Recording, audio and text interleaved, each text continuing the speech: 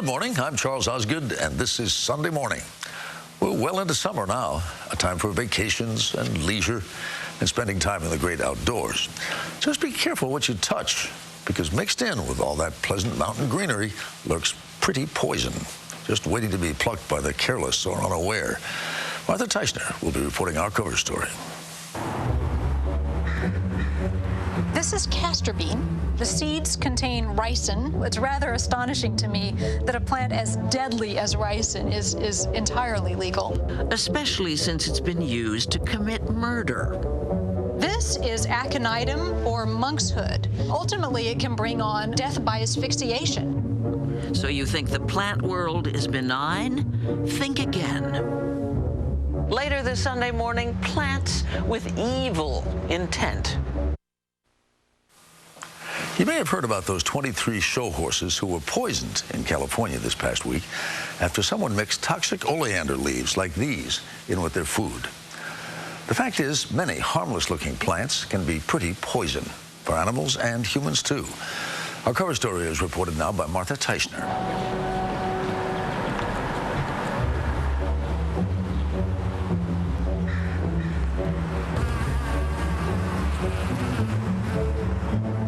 In Eureka, California, there is no mistaking which house Come here, Miss. is Amy Stewart's.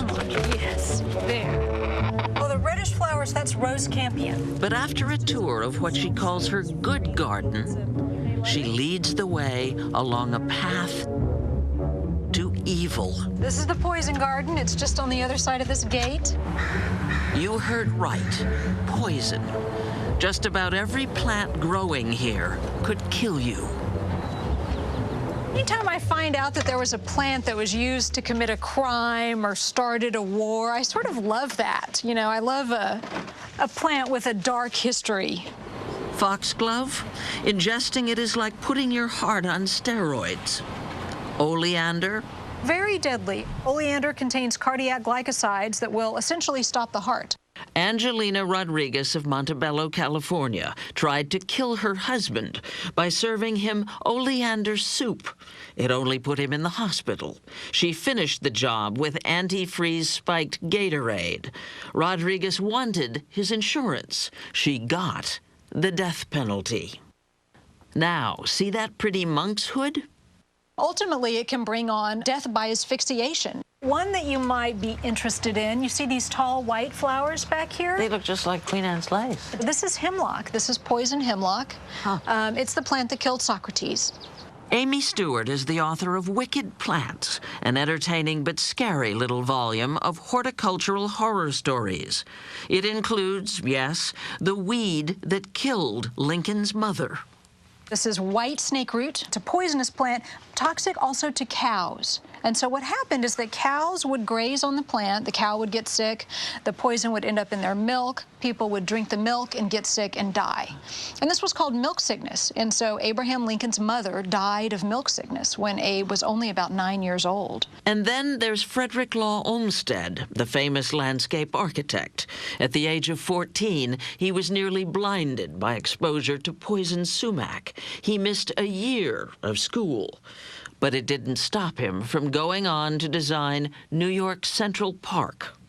This is all terrifying. It is kind of terrifying, isn't it? But you know what? These kinds of poisons are all around us. And that's the point. Just think poison ivy. Across the United States, in 2008, there were 63,000 exposures to plants. Poison Center. Dr. Kathleen Clancy is Associate Medical Director at the National Capital Poison Center in Washington, D.C. About 43,000 of those were children under the age of 6. Those were cases reported to the National 1-800-POISON help number. Just checking back on you after the exposure to the habanero pepper. Don't laugh. Eating a habanero pepper could actually put you in the hospital. Peppers, including habaneros, are members of the nightshade family, which Amy Stewart says includes some of the best and worst plants in existence. I've got some datura, which is in the nightshade family, and that's a hallucinogen. It's commonly called thornapple. A very dangerous plant that can interfere with respiration and heart rate and can ultimately send someone into a coma. But look what else is in the nightshade family. Tomatoes, eggplants, and potatoes. Figuring out what's poisonous and what isn't can be tricky. This is Christopher Mccandless, the subject of the bestseller and later the film, Into the Wild. Mccandless went to Alaska and lived off the land, eating what he found growing around him. It's widely believed, but hasn't been proven conclusively, that he died because he confused a poisonous plant for an edible one.